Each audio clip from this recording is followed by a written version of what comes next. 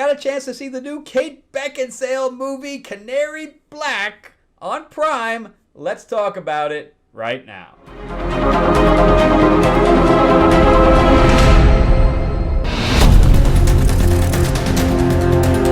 Welcome back to the channel, everyone. Thank you so much for spending time with me as we rant about movies, comic books, and television shows, as well as the occasional board game. I am your host, Frank Zanka. I'm an award-winning screenwriter, novelist, and comic book writer, as well as a filmmaker.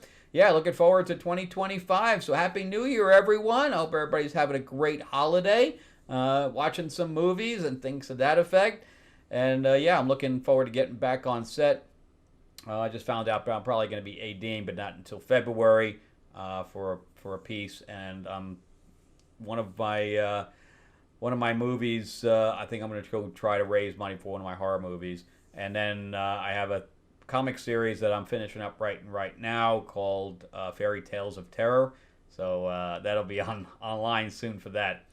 All right, so let's jump into talk about Canary Black. I have no idea why they called it Canary Black when there's a DC character called Black Canary. I think they could have called it something else. Not that it's not catchy to some degree, but it's like, all right, we couldn't come up with anything else, so they had to swap the names. And for what it's called that from a file. But anyway, so it's got Kate Beckinsale, so I'm gonna watch it anyway. I watched the last one she did too, where she had to jolt herself. I think it was called Jolt or something like that, where she had these things on her back. That was a pretty bad movie. But she's 51 years old, still doing action scenes. Gotta hand it to her. So she still looks phenomenal. I will still watch anything that she's in. But she executive produced this as well. So this is directed by Pierre Morel, and it must be why she exec produced it. And when I say exec produced, I think she just lent her name to it so that they could raise the money. That's normally what stars do if they get an executive producer credit. That's normally what they do. I doubt. And she probably knew some investors too that she may have brought in. So that could have been a few things that she had done. But Pierre has done a few movies that I've generally liked.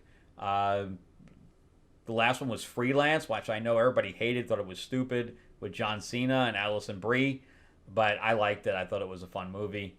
And then he also did Taken, a bunch of other movies as well. So this was not about the directing. Okay, the directing on it, I think, is pretty good. And I don't really dislike the acting either.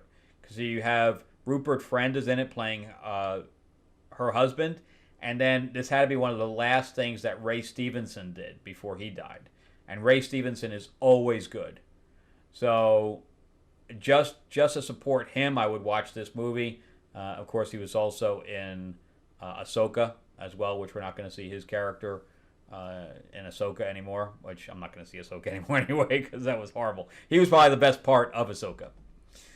But this is a spy action movie, the same type of things that she normally does and does well. And I was into it. It's just that the plot, so the writer on this he only wrote 3 things in his entire life, and 2 of them were this year. His name is Matthew Kennedy, and he also did Werewolves. So he got 2 movies produced back to back, one for Prime and one hit the theater. But the plot of this is literally this big. It's the problem with this film is the plot. I heard somebody other review calling it fun but flawed. I completely get on board with that. That is, as far as I'm concerned, that's a good rendition, opinion of what this film is. So this is a great action film. It's got some really great action pieces to it, but it's things that we've seen a million times is the problem. She tries to make it fresh, but it's stuff we've seen just 100 times. The husband is kidnapped.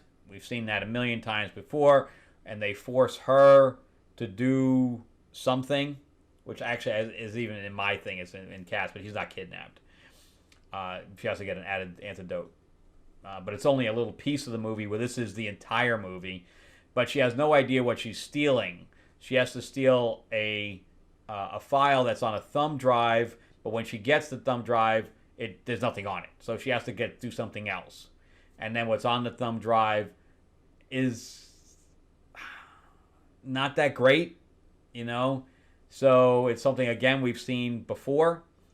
So I'm like, really? This is where we're going with this? But we had some good car chases with this. We have, some good fight scenes with this. We have a little bit of intrigue on it. But what I thought was I've never seen this before. So she gets this person that owes her a favor to get a big drone. So we have this big man-sized drone, and it literally picks her up and takes her to the roof of the building she needs to go on. I've never seen that before. I thought that was really, really very, very original and ingenuitive. So I like that a lot.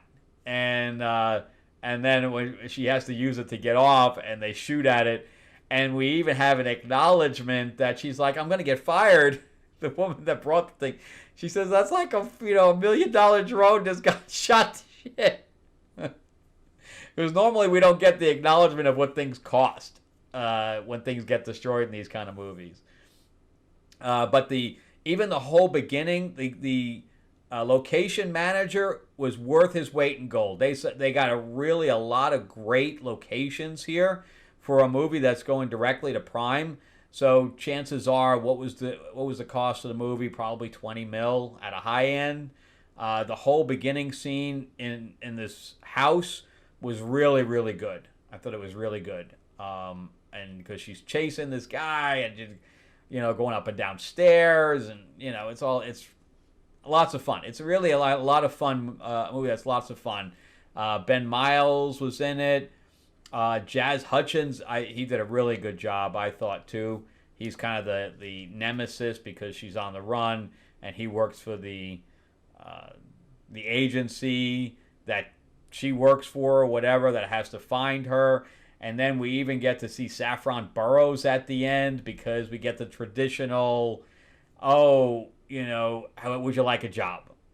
Plus, I got a chance to actually meet Kate Beckinsale. This is obviously years ago. It was at a screening called Nothing But the Truth, which was a really good film. Let's see if it has a date here. It doesn't really have a date on it, which is strange. But I think, let's see, I was in LA. It was probably like 2015, 2016. But anyway, I have a signed picture here, but here's the actual thing that she signed. It was raining, so it got a little smudged, which I don't really mind. It actually gives it some kind of, a uniqueness to it. But the picture's signed here, and then I have this little thing that I got signed actually at the screening, because she didn't have anything to sign there, so I had a little postcard with me. But really beautiful lady, and inside and out. So I don't know her personally. I know she has some quirks and things like that as well. But yeah, it was fun meeting her, and I tried to, anything that she does, I try to support. I thought all that was really, I thought I had a lot of good stuff to it. I was excited to see it. I watched it in pieces, but I liked a lot of what they did in here. So I recommend the film.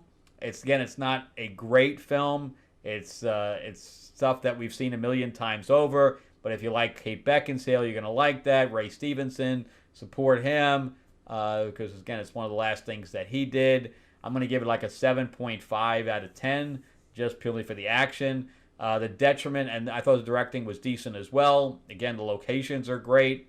The problems is the script. The script is the problem. Matthew Kennedy, you should have gone back to the drawing board, because give me a better plot than this, man. If you got 30 mil on this, you could have done. If you got more, then even worse. But because I have no idea, there's no way for me to find out what the budget was. But yeah, it was a reuse of old tropes for the most part. But overall, it had a lot of fun to it. And, you know, I liked Peppermint as well. Peppermint, I love Peppermint. Seeing Jennifer Garner come back. And that's kind of how this kind of is. It's seeing that type of thing, you know, a rehash of, you know, things that worked in the past. All right. Also, remember, too, that I am a writer as well. I have my sci-fi comic behind me. It's also a 4-book novel series. It's also on Audible. It's called Destiny Aurora. If you want to pick that up, it's on Audible and on Amazon. Speaking of Prime. Also, the other book is a fantasy. It's called Tales of Ravenor, the Iron Witch. It's also on Amazon. I may be doing a Audible for that one. I may have to see if I can raise the money for it on Kickstarter. I'll let you guys know. But this is also my vampire mob set in 1950s Hollywood. It is an action revenge story with vampire and vampire action. It's got blood, sex, and gore. It's kind of like True Blood meets The Godfather. I don't know how else to say it. But this is issue 1. They are all 48 pages apiece. If you'd like a digital copy, I also do digital. If you want one, then let me know in the comment section, and I'll get back with you. Or you can just email me. This is issue 2. Again, I do sign the hard copies. This is the main cover. It's the Katana cover. And this is the Helene cover. This is the Samurai cover. This is the Were Panther cover. I also have this in a nude version. And then this is the Marilyn cover, because Marilyn makes an appearance as well in these books. And you can see the Nosferatu shadow in the background there. Good stuff. Also, I'm also hooked up with Moonstone. Moonstone owns the rights for Green Hornet. We're doing a 50th anniversary anthology series. This is not it. It's going to be hardcover. That's one of the things that he had done in the past. But one of the writers on it is Timothy Zahn, who created Thrawn for Star Wars. There's also Kevin J. Anderson on this book, who writes for Dune. There's also Brandon Easton, who wrote the Agent Carter series for Marvel. Just a whole great list of people. The cover art's done by a Batman cover artist, and he also did a book called Grendel. His name is Matt Wagner. So really, really a lot of hot talent on this. We're also going to have signed copies available. We're going to be launching it on Kickstarter at the end of January. So you can either go to greenhornetnoir.com and get signed up for notifications, or the link in the description below. Check that out. All right, thanks again for watching, everybody. Happy New Year to everyone. Let's really push for a great 2025. I would like a better year than what I had this past year. And I will see you guys in the next one. Have a great week. All right, bye-bye.